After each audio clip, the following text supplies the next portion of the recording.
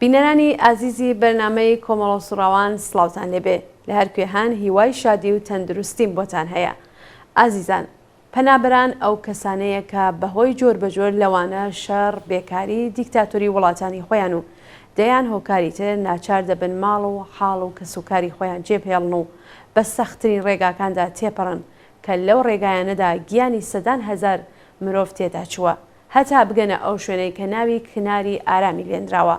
لەم ڕۆژانەدا دیمەنێکی دڵتەزێنمان بینی کە بووە هۆی هەژاندنی دڵی هەموو ئینسانێکی حەقواز، دیمەنێک کە تێدا چەند کەسێک پەنابەرێکی ئەفغان بە چەقۆ و قەمە ئازار دەدەن. ئەم دیمەنە و کارزانەوەکانی بووە هۆی ئەوەی کە کەسانێک و لەسەرەوەی هەموویەوە ڕژیمی کۆماری ئیسلامی دەستی ئاواڵە بێت بۆ ئەوەی بێحورمەتیکردن بە پەنابەرانی ئەفغانی بکات. بە پێویستمانزانی داوا بکەین لە هاوڕێ ئەسعاد ڕۆستەمی لەم بەرنمەیەدا لەگەڵمان بێت بۆ ئەوەی زیاتر ئەم بابەتە بخەینە بەرباز. تکایە لە درێژەدا لەگەڵمان بن.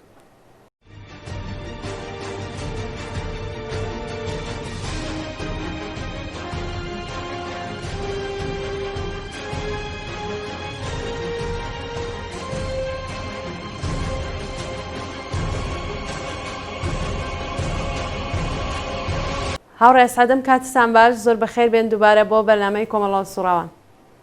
زۆر سپاس بۆەوەش سڵامەیە بۆ بینەرانی خۆشەویستی بەرنامەگەر. زۆر سپاس و بەخێراتن تەکەم. هاوڕێ ئەسعاد با پرسیارەکانم بەوە دەست پێکەم. بینینی ئەو دیمەنە چه کاردانەوەیەکی لای ئێوە دروست کردووە؟ بەداخەوە بەدوای بڵاوبوونەوەی ئەو دیمەنە لەلایەن هەر ئەو کەسانێک کە لەو شوێنە ئەو ئینسانە ئەو کەسێک کە ئێستا پەنابەر بێ میوان بێ یا هەر کەسێ بێ لە هەر گۆشەیەک دنیا کۆمەڵێ خەڵک بە چەقۆ قەمە کەفنە گیانی وەواداری کەن بەوتن جومڵەگەلێکە باو دڵ خۆیانەوە فیلمگرتن لێ و بڵاوکردنەوەی دەستکەمێکی لە ئەتراف سندنگەلێکە جمهوری ئیسلامی لە ناو سیاچاڵەکانی و لە وەزارەتی ئەتلاعات و لە تەرێق شکەنجەگەرەکان خۆیەوە بەڕێوەی بردووە بۆ ئەوەی کە ئاعتراف لە کەسانی بسێنێکە لە ڕێگەی ئاعترافکەرەوەی ئەدامیان کە ئاعتراف لە کەسانێک سێنێکە لە ڕێگەی ئاعترافکەلە و بێدەنگیان کات و ئەنواع وەخسام ڕێگەگەلێک کە ڕژیم ڕۆژانە ئەیگرێتە بەر لە دژی هەڵسوڕاوانی سیاسی و مەدەنی و کەسانێکە داوای حەق و حقوقی بێملاو ئەولای خۆیانەکەن. بڵاوبوونەوەی ئەم دیمەنە لە لایەن هەر ئەو کەسانە و بەو ڕادە بێڕەحمی و قەساوت کەسانێک ئەگەینێت کە ئینسانێک کە هەروواکە لە ڕواڵەتی ئەو کرێکارە ئەفغانەدا دیارە بە چەکمە و لە شرایەتێکی زۆر ناخۆشە هەموو گیانی خوێنە و زوو نازانم شوکی ئلکتریکی لێدەن یا بە چەقۆگان بە قەمەگانیان دیسان عزیەتیەکەن واداریەکەن بەوتن ئەو جمڵانە. تا ئێرە ئەمە وەکو کارێکی زۆر بێڕەحمانە وەکو عەمەڵێکی زۆر غەیرە ئینسانی وەکو کارێکە تەنانەت حەیواناتی ژەوکارانە لە دژی حەیواناتی تر ئەنجام نادەن تا ئێرە ئەوە معلوم بووە هەموو خەڵک بینیوە ئەوەی کە بە زەڕێکی ژنسانیەت لە وجودیا بوو ئازاری چێشت ناڕەحەت بوو و بێدەنگ نەبوو لە مقابڵیا و هەر لە قسەکردن و ڕێخستن کەمپینگەلێکەوە بیگرە هەتا باسکردنی ئەم مەسایلە لە دنیای لە سوسیال میدیا و لە تۆڕە کۆمەڵایەتیەکان بینیمان کە کاردانەوەیک زۆری هەبوو. بۆ من وەکو کەسێک کە خۆم ساڵانێکە لە یەکێک لە وڵاتانی بەناو بێسلاح کە مافی مرۆڤ و حەقی پەناهەندە و چۆچۆمانە بە بەردەوامی لە ساڵانی پێشوە بانگەشیان وی کردووەوە ئێستا ڕێک بە پێچەوانەگەی ئەنجامەدەن بۆ منێکە بە دەیان جاربینی ومەکە بە قەڵ شێرکۆ بێکەسوتی خەم و ناڕەحەتی و خەفەت و بوغزی ئێمەیان لە پێکەنینی خۆیانە تواندوێتەوە بۆ منێکە وەختێ ئازاری ژنێک کە حامڵە بوو ئەمبینی لە یەکێک لە پێشڕەفتەترین وڵاتەکانی دنیای سەرمایەداریە کاتێکە اعتراض یەکرد بە شوێنی ژیانەکەی کە شوێنی ژیانی ئینسان نەبووە بەڕاستی و ئەوان بە پێکەنین جواویان ئەداوە بینین وها دیمەنێک لە بە چەند قاتی کەسانێکە ممکنە ئەو شتیان تەجروبە نەکردوێ ئازار بەخشتر بوو و بۆ من هەیە بۆ کەس هەیە کە ساڵهایەکی ساڵە لەگەڵ ڕاسیزم لەگەڵ فاشیزمێکە لە وڵاتگەل خۆمانەوە بیگرە بەنسبەت ملەتێکە و بەنسبەت ملەتێکی تر تا ئاگەی بە وڵاتێک بەنسبەت وڵاتێکی تر تا ئاگەی بە هاوڵاتی وڵاتی بەنسبەت پەناهەندەیەکی تر یەکێ لە دیمەنە زۆر زۆر دڵتەزێن و ئازار بەخشەکان بوو کە بەڕاستی لە بیر ناچێتەوە. بەڵێ زۆر سپاس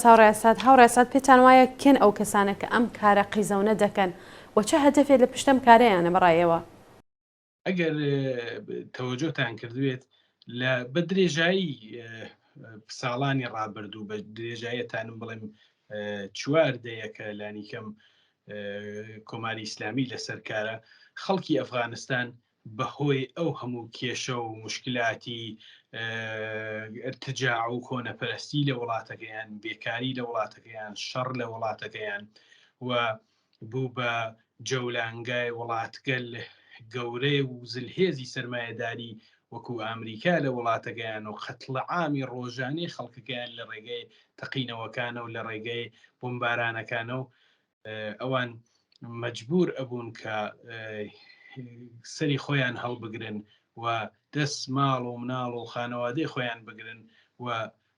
لانە و کاشانەی خۆیان بەجێ بهێڵن ڕوو لە وڵاتی وەکو ئێران بە تایبەتی بکەن ئەمان بینی کە بە بەردەوامی چە بەرخوردگەلێکی خراپ لەگەڵ ئەم خەڵکە لەلایەن کاربەدەستانی ڕژیمەوە ئەکرا. ئەمان بینی کە تەنانەت دانی وەرەقەیەک کە ئەمانە بتوانن سەردانی پزیشکی پێ بکەن دانی وەرەقەیە کە ئەمانە بتوانن مناڵەکانیان بنێرنە مەدرسە مناڵەکانیان کە لە هەر گۆشەیەکی ئەم دنیا تو بڕی لە خراپترین وڵاتە بەنسبەت مەسائلی پەناهەندگی ئەوانە و ئەبینی کە مناڵان تۆزێ بەریترن بۆیان هەیە بڕۆنە مەدرسە بۆیان هەیە دەرس بخوێنن ئێستا شاید بێگومانیش لە کەیفیەتی تەحسیڵی خۆیان بەشداریان نەکەن بەڵام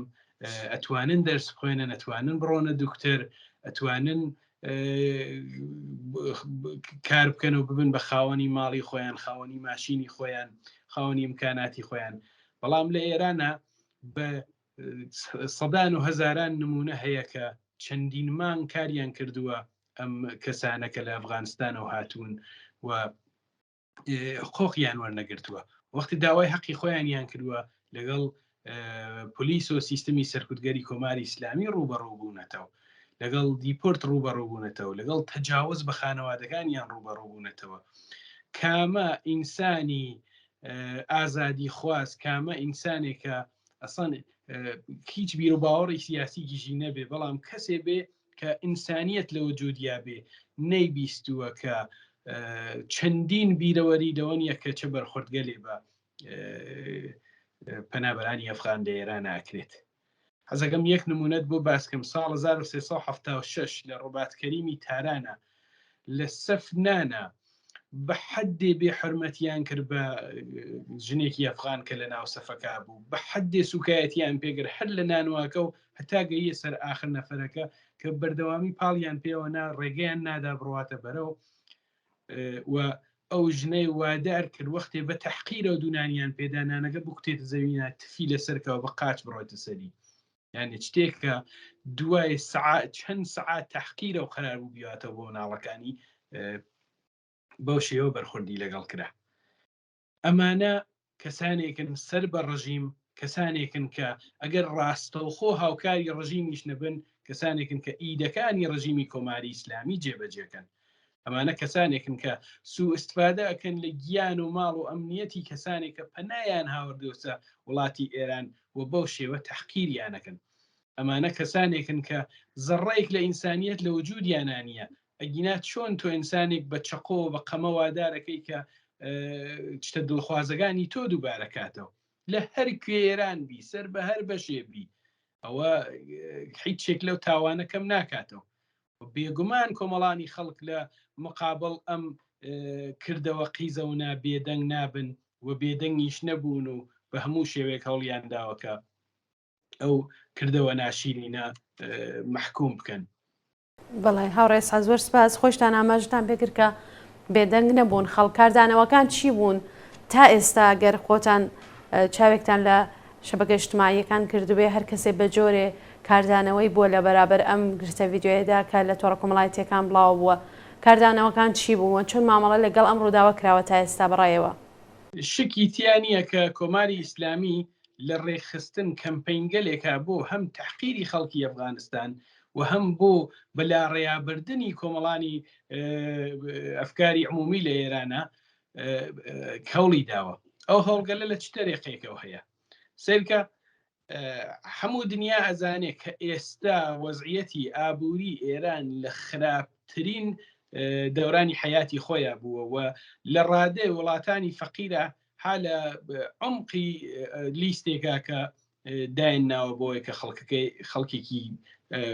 کەم دەرامەت خەڵکێکی هەژار خەڵکێکە قەور لە ناو قەورا خەوتن لە سەربان خەوتن لە ناو چادرا خەوتن خەریکن تەجربە ئەکەن عامڵی ئەسلی ئەم جنایەتکە لە بێجگە لە جمهوری ئیسلامی کەسێکی تر نییە ڕژیم ئەی هەوێ لە تەریقی کاربەدەستانی خۆیەوە لە تەریقی عامڵینی خۆیەوە لە ناو خەڵکە ئەو فەزا دروستکات کە ئەگەر بێکاری لە ئێرانە هەیە هۆکارەکەی کرێکاری ئەفغان و مهاجری ئەفغانەکە هاتوونەتە ئێران ئەڵێ ئەگەر بۆ نمونە ئەگەر لە شوێنێک ئێستا کەسێ بە هەر شێوەیە خەتایەکی کردووە ئەڵێ ئەوە هەموو ئەفغانستان وانە هەموو کەسە ئەفغانانەی کە لە ئێرانە ئەژین هەموویان وانە یعنی بە نەوعێک بەرخورد دەکات ئەم ڕژیمە کە ئەفکار عمومی بۆ حازرکە بینیمان کەسانێک کەوتنە ناو ئەو داوە بۆ نمونە کرێکارانی مەهاجری ئەفغان کرێکارانی غەیرەبوومی پەناهەندگانی ئەفغان بۆیان نییە لەم شارە کار وەربگرن بەدەیان تەسویر بڵاو بووە کە ئەبینی چووە لە شوێنی کاری ساختمانی کە سەختترین کارە لە حاڵ حازرا یەکی لە سەختترین کارەکانە لە ئێرانە یان هێنێتە خوارەوەڵێ بۆت نییە کار بکەی لێرە ڕێگەی داوە لە پۆلی لەسەر وەرەگرێ ئیمکاناتی لەسەر وەرەگرێ امتیازی لەسەر وەرەگرێ لە بەنسبەت حکوومەتی مرتەجعی تاڵبانەوە کە ئێستا لە ئەفغانستان لەسەر کارەوە پێشتریش لەو خراپتر و بۆ شێوەی شەت تەحقیریەکە هێناویە نێڵێ بڕوە نە ئیمکاناتێکی پێدات کە بژیت پێ نە ئێڵێ کار بکات و بە خراپترین شێوەی تەحقیریەکە و کەسانی هاتن هەشتەگەلێکیان لێرە لە دژی کرێکار و خەڵکی ئەفغانستان بەڵام لە بەرامبەرە بینیمان کە مەوجێکی یەکجار عەزیم لە کۆمەڵانی خەڵکی ئێران کە بە تایبەت لە یەک ساڵی ڕابردووە ئەسڵەن شتێ بەناو تۆ خەڵکی کام شاری بە چ زمانێ قسە ئەەکەی دینۆ چییە سەر بە چ گروپێکی ئەسڵەن ئەوانەیان تێپەڕاندووە ئاسان نییە بۆ جمهوری ئیسلامی کە هۆکاری زەلیلبوون و شکستەکانی خۆی بەسەر خەڵکی ئەفغانستانە بتاونێتەوە بۆ بینیمان کە هەر کەسێ لە سەفحە اجتماعیەکەی خۆیەوە بیگرە تا ئەو شوێنگەلە کە خەڵکانێکی یەکجار زۆرتر تیا بەشدارە بوون وەکو تویتر وەکو سەفحاتی تری اجتماعی بەشداریان کردەوە بە هەشتەگەلی دفاعیان کرد لە خەڵکی ئەفغانستان و ئەوە ئەو جەهەتە ئوسوڵی و ئەسلی ئەسە کە دەبێ خەڵک لە ئێرانە پەیڕەوی لێ بکاتوە بیواتە بەرەوە ئەگەر لە ئێران بێکاری هەیە هۆکارە عەسڵیەکەی کۆماری ئیسلامیە ئەگەر لە کوردستان کار نییە تەقسیر کرێکاری ئەفغان نییە بەخاتر ئەوەی کە بەشێکی زۆر بۆ نمونە لە خەڵکی کوردستان لە چەند ساڵی ڕابردووە بینیمان خۆ باسیەوە کراکە ئەسڵەن بە ئەفغانی ژەونەوەستانتیان کرێکار غێرەبوومی بۆ نمونە لە فڵان شار بۆتان نییە کاری پێ بدەن هەر کرێکارانی کوردستان خۆیان لەسەر ئەو مۆزوعات نەجووە ڕخنەیان لێگر وتیان کە هۆکارێکە بە هەر دەلیلێ بە هەر بۆچوونێکەوە بەحسە مەترەحکرابێ وتیان کە هۆکاری بێکاری و نەبوونی فرسەتی شغڵی لە کوردستانە کرێکاری ئەفغان نییە ئاگاهانە دواکەوتوو ڕاگررتنی کوردستانە لەلایەن کۆماری ئیسلامیەوە بە هەزاران کرێکاری کورد لە شارەکانی هەرێمی کوردستانی عێراق و لە وڵاتانی تر مەشغوڵ بەکارن خۆبەوانیش ئەبن بە غێرە بوومی. من کەس ئەناسم کە لە کوردستانەوە ڕۆشتووە لە وڵاتێکی تر کارەگا هەشتێکی لێدا بۆ کارمان بە کارگەری غێرە بوومی. یعنی تحقیری خۆتە عەزیزی من، وەسوکردنی خۆتە، ئەوە بێحورمەتیکردن بە خۆتە، بێجگەلەوەی کە بە ئینسانێک یەکەی کە بێپەنا لەدەست خەتەرناکترین سیستمی زەمانە کە شانی داهاتە شان جمهوری ئیسلامی و داعشی ژیان تێپەڕانوە دوو قۆڵی ئەویش تاڵبانە بەدەست ئەو وەزعیەتەوە ڕای کردووە، بەدەست ئەو وەزعیەتەوە ڕای کردووە کە ئێمە یەک ساڵی ڕابردووە هەموو خەڵکی ئێران ئەڵێن ژیان ئازادی، هیچ کام لەو سێ دەستەواژەیە لە ئەفغانستانە جوابی بێجگە لە ئیعدام و سەنگسار و تیرباران شتێکی تر نییە. کەوابوو من زۆر ئەرزش و تەقدیر دانم بۆ کەسانەی کە لە مقابل ئەم بۆچوونە غێرە ئوسوڵی و ئەم بووچوونە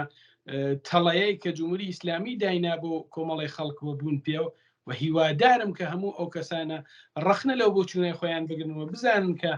ئێمە هاوچارە نووسین، کرێکاری ئەفغان، کرێکاری کورد، تورک، عەرەب، بەلوچ، ئازەری، ئامریکایی، لە هەر دنیا زڵم لە ئینسانێک بچێ ئەوە لە ئینسانی زڵم چووە، نەک لە زمانەکەی، نەک لە ملیەتەکەی. کەوابوو دەبێ بەو شێوەیە کە حەقی خۆی دراوە دەبێ زۆر تریژی بۆ بکرێت بەڕاستی لە تۆڕە کۆمەڵایەتیەکان جواب وەربگرێتەوە. بەڵێ زۆر سپاس هاوڕێسات. هاوڕێسات ڕژیمی کۆماری ئیسلامی بەگشتی بەرامبەر بە پەنابەران و لەوانە خەڵکی ئەفغانستان چۆن بووە؟ خۆتان نەبینن کە خۆی کۆماری ئیسلامی هەروەکو قسەکانیشتان کە ئاماژتان پێکرد یەکێک لە عامڵانی ئەو کێشەیەکە بۆ خەڵکی ئەفغانستان لە ئێراندا دروست بووە. سیرکەن لەلایەکە و هێزە سەرکوتگەرەکان ڕژیمی سەبەری نیروانتزامیە و بە هەر کەسێک کەمل بەو سیاسەتەدات هەمویان ئەوەی کە تاپەڕێکی جمهوری ئیسلامیشی پێ خەڵکی ئەفغانستان ئەگرن تحقیریانەکەن ئەیان خەنە ناو قەفەسەوە جیایانەکەنەوە لە یەک بە دڵی خۆیان سوکایەتیان بگەن فیلمیان لێگەن بڵاوێگەنەوە وانە لەو لاو سپای پاسداران لەشکری فاتمیونیان پێدەشکیلەدا بە دلیل ئەوەی کە هیچ موقعیەتێکی شغلی و هیچ موقعیەتێکی کاری موقعەتی ژیان نییە ئەسڵەن بۆیان کاغەزێکیان پێدا بڕۆ لە سووریا لەگەڵ ڕژیمی تروریستی و تا سەرێسقان دیکتاتۆری بەشار ئەسەد شەڕ بکە توانیت شەڕ بکەی مانگانە مەعاشێکە دەین بە خانەوادەگەت ئەگەریش تیاچووی لەم ڕێگا قەوڵە دەین خانەوادەگەت بەخێوکەین. یعنی بزانە تەولیدی تروریزم تەولیدی تەوەحوش لەلایەن جمهوری ئیسلامیە و زانە بە چ شێوەیەکە کرێ بە بەرسی ڕاگررتنی ئینسانەکان بە هەڕەشەکردن لەسەر ماڵ و مناڵیان بە هەڕەشەکردن لەسەر تەجاوز بە خانەوادەکانیان بە هەڕەشەکردن لەسەر کوشتنی خانەوادەکانیان ئینسانێک وادارەگا بڕوات لە وڵاتێکترا کە نەخواست و متالباتی خواست و متالباتی ئەوانە لە حاڵ حازرا نە بەشدارە لە شەڕێکا کە لەوێ هەڵگیرساوە وەنە تەرەفێکە لەو شەڕە بڕوات لەوێ جنایەت بکە بڕوات لەوێ بەخاترەوەی کە بەسلاح پاساوی ئەوە بێنێتەوە با خۆم بمێنم و باخانەوە دەگەم بمێنم قەتڵعام کە جنایەتگەلێک کە ئەرتشی لەشکری فاتمیون لە سووریا کردگیانە بەناوبانگە ئەمڕۆ هەر کەسێ لە ئینترنێتە لە یوتیوبە لە گوگلە سەرچێکی بکات ئەیبینێ کە جمهوری ئیسلامی بە کەڵکوەرگرتن لە وەزعیەتێکی ئابووری زۆر خراپ بەسەر بەشێ لەو خەڵکە هاتووە چیریان کردووە بەڵام لە کنارەوە بەشێکی یەکجار زۆر لەم ئینسانە شەریفگەلە حاضر نەبوون کۆڵ بۆ بن حاضر بوون بەو نەوعی ئەو ئینسانە کە بینیمان تحقیری گەن قەمەکەنە لە چیا نازانم شۆکی لێ بدەن هەموو گیانی کەنە خوێن تحقیریکەن ولی حاضر نەبووە بڕێنسانی تر بکوژێ حاضر نەبووە دەست بۆ ئەسلحە بوات هاونەوعێکی خۆی کە داوای ماف و حەقی ڕەوای خۆی لە دیکتاتۆری وەکو بەشار ئەسەد دەکا بکوژێت کەوابوو تەفاوت هەیە لە بینی ئەوەی کە ئینسانێک تەسمیم بەگرێت چۆن بژیت. بەڵێ هەوڕێسان لە بەرامبەر ئەم سیاسەتەدا کە خۆتان ئاماژتان پێگرواتە سیاسەتی ڕژیم دەبێت کاردانەوەکان چی بێوە دەبێت چی بکرێت بەڕایەوە؟ بە باوەڕی من دەبێ لە هەموو شارەکانە کە خەڵکی ئەفغانستان ئەژین دەبێ باوەشی گەرمیان بۆ بکرێتەوە. ئەمانە کەسانێک نوتم بەدەست ارتجاع و هەڵاتون نابێت سوء استفادە بکرێت لەسەر ئەوەیەکە چۆن ئەفغانە بە حقوقی کەمتری پێبینە حقوقی پێنەدەین، چۆن ئەفغانە با کرێماڵەکەی دوو بەرابەر بێ، چۆن ئەفغانە لە ناو سەفی نان و نازانم ڕۆن و هەموو ئەو سەفە درێژگەلەکە بە سایە سەر ڕژیمێکی گەندەڵ وەکو کۆماری ئیسلامی و خەڵک نیمە زیاتر لە عمریان لە ناو سەفەکانە سەفی گاز و سەفی ئاو بە سەفی بەرق و سەفی پەرداختی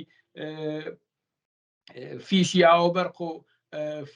سەفی حقوق و سەفی چیوەمانە تێپەڕ کردووە. نابێ بڵێن چۆن ئەوان ئەفغانن بیان خینردووە. نابێ لە شوێنێکە کە ئەبینن کەسێک بە نەوعەیەک گرفتاریەکان و مشکلاتی زندگی خۆی تاونێتەوە سەر ئەوانە بێدەنگ بن. ئێستا ئەو گرتە ویددیۆیە بۆ گوایە بڵاو بۆتەوە کە گوایەوە لە شاری سنە و کارەکراوە. خەڵکی شاری سنە لە محکومکردنی ئەم جنایەتە دەبێ حرەکەتێ لە خۆیان نیشان بدەن، دەبێت لە هەر ڕێگە و شکڵێکی ممکنەوە کە بۆیان هەیە ئەو کردەوەگە لە محکوم دەبێ ئەگەر خەڵکێکی پەنابەری سەخڵکی ئەفغانستان بێ بەنگلادش بێ یا هەر وڵاتێکی تر بێت لە شاری سنەکارەکات دەبێ ئەوە ئەحساسی ئەمنیەت کات ئەوە بە ڕێزەوە سەیری بکرێت کە بزانێت کە خەڵک پیانوانیەوە ئەو نانەگەی ئەوانە خوات بوونی حەقدەستی باش، بوونی فرسەت شغڵی مناسب، بوونی حەقی تەحسیل، بوونی حەقی دەوا و دەرمان و بێداشت، بوونی حەقی مەسکەن. این هەموو ئینسانێکە بەبێ ئەم لاوەلاکە لە چ وڵاتێک هاتووە و ئەوە دەوڵەت و حکوومەت دەبێ بۆی تەمین کات و خستنە ئەستۆی پەنابەران و تاوانبارکردنی پەنابەران لەلایەن کۆماری ئیسلامیەوە هەر ئەوەیە کە ڕاستیستەکان لە وڵاتگەل ئەوروپاییەکەنی تر هەر ئەوەیە کێشانەیە کە لێرە ئیسەباتەوە جۆ بە وتم پێشڕەفتەبوونی سیستەمی سەرمایهداری لە وڵاتانە ئیساوان شاید نێرن بێن بن دەرگاگەی مناڵەگەی من بەرن لە بەرچام و هەڵقاوێزیکەن، وەلێ بە تەماشاکردنیان بە تەحقیرکردنیان بە نەوع بەرخوردیان بە بۆ نمونە لە وەختی ڕانندگیە ڕێگە و پێنادەنی یانێ لە هەر وڵاتی دنیا ئینسانەکان خۆب ئەوینن ماشینی لادا ماشینی تێتەنەوە ماشینی ئەڕوات یعنی بە نەوعێکی باش بەرخورد دەگەن بەیەکەوە. لە زۆرێک لە وڵاتانە ئەوە نابینی، لە ناو سەفەکانە ئەوە نابینی، لە مراجعکردن بە ئیداراتە ئەوە نابینی، لەوەی کە مەسەڵەن فەرزکە سەرەتایی ترین شتەکان پێیان وایەت و ئەوانە نازانی ئەوانە تەحقیرە بۆ تۆ، ئەوانە ڕۆژانە ئازاردانە بۆ تۆ. بەڵام لەوێ وەزعیەتەکە لە ئێران بە تایبەت لە کوردستان دەبێ زۆر فەرق کات، دەبێ خەڵکێکە خۆیان دەیان ساڵە میوانی ئەم وڵات و ئەو وڵاتن و دەیان ساڵە انتزارات و تەوەقعاتی خۆیان مەترەحەکەن کە چۆن دەبێ بژین. من ڕوو لە هەموو دایک و باوکاناگەم لە شاری سناکە مناڵەکانیان هەن لە وڵاتانی ئەوروپاییە. ئایا ئەگەر مناڵەکەی خۆتان بەو شێوە لە وڵاتێکی ئەوروپایە حمڵەی بکرایە سەر بەو شێوە ئازار بدرایە هەڵوێستان چی بوو؟ هیچ فەرقێکی نییە ئەو کرێکار ئەفغانە لەگەڵ ئەو بەرخوردی غێرئینسانی ئەمڕۆ ئەگەر بە تۆ نەکرێ بەیانی پێتەکرێ بە خۆت نەکرێ بە مناڵەکە دەکرێ گەر فەرجای بۆ ئامادەکەی کەوابوو ومێ دەکەم کە لە هەموو ئەو شارانەیە کە کرێکارانی ئەفغان و خەڵکی ئەفغانستان یا هین هەر وڵاتێکی تر ئەژین وا بە ڕێزە و سەریان بکرێت و هەوڵ بدەین کە لە حەدی تەوانی خۆمانە لە حەدی سفرەخاڵیەکەی خۆمانە هاوبەش بین تێکیانە. ئێمە بەناوبانگین بەوەی کە لە وڵاتانی ترە و شەڕ کراوە بۆ نمونە لە عێراق شەڕ کراوە ژمارە یەکجار زۆر خەڵک هاتوون ئەسڵ بە کەس نەوتراوە ئێستا خۆیانەوە بیرەوەریگە لاگەڕنەوە تەمەنی ئێمە شاید ئیجازەیەوە نەدا بەڵام دەڵێن کەس بە ئێمەی نەوتووە پەنابەر، کەس بە ئێمەی نەوتووە عێراقی، کەس بە ئێمەی نەوتووە نازانم کوردی ئەم دی و کوردی ئەو دی و منکیان ئێوە میوانن بێن بەخێر بێن سەر چاومان ماڵەکانیان سفرەکانیان تەکمانە بەش کردووە. ئیسە بۆ چەند سەد کرێکاری ئەفغان کە ڕویان لە کوردستان کردوێ جمهوری ئیسلامی نابێ مەجای پێ بدەین کە فرسەت و فەزای وا بخلوخنێ کە لۆمپەنەکان و قەمە بەدەستەکان و ئەرازل و ئەو باش بەو شێوە حمڵەکەنە سەر کرێکارێکی بێدفاعی بێپەناهی هەژارەوە بۆ شێوە ئازاری بدەن. ومێ دەکەم کە ئەو بەرخوردگەلە لە ڕۆژگەل ئایاندا وە لە داهاتووە ببیندێت کە بە شێوەیەک خەڵک ئەو ئتمینانە بدەن بە پەنابەرێکی ئەفغانیا هەر وڵاتێکی ترکە لە کوردستانیا لە شارێکی تر ئەژیت کە ئەوان بەشێک لێمە ئەوان ئینسانە نێمەش ئینسانین. ئەگەر برسیمانە هەردوولا مقصری هیچ کاممانین، مقصر ئەسلیەکەی سیستم جمهوری ئیسلامی و ئەو گیفانگە لەسە کە نە بە نەوت نە بە تێرۆریزم نە بە شەڕ نە بە هیچ شتێکی تر پڕ نابێ. بەڵێ زۆر سپاس هاوڕێ سعد. هاوڕێ سعد لە بەشێ لە قسەکانیشتا خۆتان ئاماژەتان پێکرد ڕوو بە شاری سنە قسەتان کرد، بەڵام پێم خۆشە پەیامتان بۆ خەڵکی کوردستان لەوانە شاری سنە بە لە بەرچاوگرتنیەوەی کە تۆ خۆت خەڵکی شاری سنەیت و دەوترێت ئەم کارە لە سنە کراوە چی بێ؟ دیارە لە قسەکانی پێشترمە ئاماژەم پێکرد. ئێمە ئومێدمانەوە سە بەڕاستی لەم بەشا زۆر بە کورتێژم ئومێدمانەوە سەکە هەڵسوڕاوانی مەدەنی، هەڵسوڕاوانی کۆمەلگای مەدەنی، هەڵسوڕاوانی کرێکاری خەڵکی میوان نەواز و بەناوبانگی شاری سنە خەڵکێکە بە درێژایی تەمەنی کۆماری ئیسلامی هەموو ئەو تەبلێغاتێکا بیرمانەیتر جمهوری ئیسلامی بە خەڵکیەوە تەرکە بڕوات بۆ کوردستان سەریە بڕن. بەڵام بینیمان وەختێ میوانگەل نەورۆزی تێن بۆ شارەکان کوردستان چه ئستقباڵێکیان لێ ئەکرێت، بە چ شێوەیە خزمەتیان ئەکرێت، بە چ شێوەیەکە ئەڕۆنە دەمیانەوە. بینیمان کە خەڵکانێک کە هاتن لە کوردستان کاریان کرد، مامۆستای زانکۆ بوون، معالم بوون، نەزانم شغڵگەل متەفاوتیان بوو، هەمویان بە دڵ و گیان لەلایەن خەڵکی کوردستانەوە لەلایەن خەڵکی شاری سنەوە وەرگیران. ئێستا قبولکردنی ئەم حرەکەتە لەم چەند چەقۆکێشۆ لەم چەند لۆمپەنە بەڕاستی وەلەو جورئەتی ئەوەیان نەبووە کە خۆیان نیشان بدەن و دەموچاویان نیشان بدەن، قبولکردنی ئەم حرەکەتە لەمانە بەڕاستی باری زۆر قرس و ناشرین نەخاتە سەرشانمان و شارێکە بە ئازادی خوازی، شارێکە بە خوێنگەرم بوون، شارێکە بە میوان نەوازی، شارێکە بە باشترین سفەتەکان ناسراوە نابێت شتی وا لە هیچ کەسێک قبول بکات. و ئومێ دەکەم کە خەڵکی شاری سنە هەرچەند وتنی منی ناوێت لە ڕۆژگەل گوزەشتا بینیمان کە ئەسڵان چ مەوجێکی عەزیم لە خەڵکی شارەکانی کوردستان بە تایبەت خەڵکی شاری سنە بینیمان کە بە شێوەیەک جوابی ئەم پلانەی ڕژیمیانداوە، جوابی ئەم کردوانەی ڕژیمیانداوە، وتیان کە هۆکاری هەژاری خەڵک نەکرێکاری ئەفغانە نەکرێکاری شارێکی تر، هۆکاری برسیەتی نەکرێکاری ئەفغانەی هیچ شارێکی تر، هەر هۆکاری خراپکە ڕژیم بیهەوێ بیخاتە ئەستۆی پەنابەران و میوانانی خەڵکی کوردستان جوابی خۆی وەرگرتەوە. بەڵام ئومێ دەکەم کە ئەم جوابگەرە لە سەرحێکی وەسیعترا بە شێوەیەکی باشتر کە خۆیان هەمیشە خەڵکی ئێمە بەناوبانگ بووە لە بەسلاح بەڕێوەبردننی ئەو چەشنە لە بەسلاح کارگەلا کە محکومکردنی وهاکردەوە گەلێکی دژی ئینسانیە کە ڕژیم هەوڵی داوە بەناو خەڵکەوە سەبتی بکات. و ئومێ دەکەم کە بەو شێوەیش ئەم مەسلەیە جواب خۆی دیسان وەربگرێتەوە. بەڵێ هاوڕێ سعد زۆر سپاس بۆ ئامادەبوونێت. کاتی بەرنامەکەمان کۆتایی پێهاتووە، ئەگەر شتێکی نەوتراو هەیە کە ئاماژەتان پێنەکرۆ فەرموون. من زۆر سپاسێوە کەم وە دیسانەیژم کە بەڕاستی وەکو ئینسانێک بینینی ئەو دیمەنەوە دیمەنگەلی لەو چەشنە ئازاربەخشە بووم، ناڕەحەت مەکات و دڵنیام کە هەموو ئەو کەسانەی کە ئێستا بینەری ئەو بەرنامەن، هەموو ئەو کەسانەی کە ئەو کردەوە ناشیرینەیان بینیوە محکوم یەکەن و بێدەنگ نابن لە بەرامبەریا و هیوادارم کە چتی وا دووبارە نەبێتەوە و چتی وا دیسان نەبینین بە چای خۆمان. و هەر کەسێک کە لە وڵاتی ئێمە میوانە، هەر کەسێک کە پەنای هاوردوێتە وڵاتی ئێمە وەکو خۆمان سەیری بکەین و بە هاوچارە نووسی خۆمان لە بەرامبەر سیستمێکە کە بووەتە هۆی دەربەدەری چەند ملیۆن ئینسان لە وڵاتەکەی خۆیان کە کۆماری ئیسلامیە بۆ نەوع سەیریان بکەین. بەڵێ جارێکی تر سپاس بۆیەوە هاوڕێ سات کە لەم بەرنامەیە بەشدار بوون. سپاس بۆیەوەش. سپاس بۆیەوە. بەڵێ خۆشەویستان لێرەدا وە بەم شێوەیە هاتینە کۆتایی بەرنامەی ئەم هەفتەیەمان کە تایبەت بوو بە هەڵسوکەوتی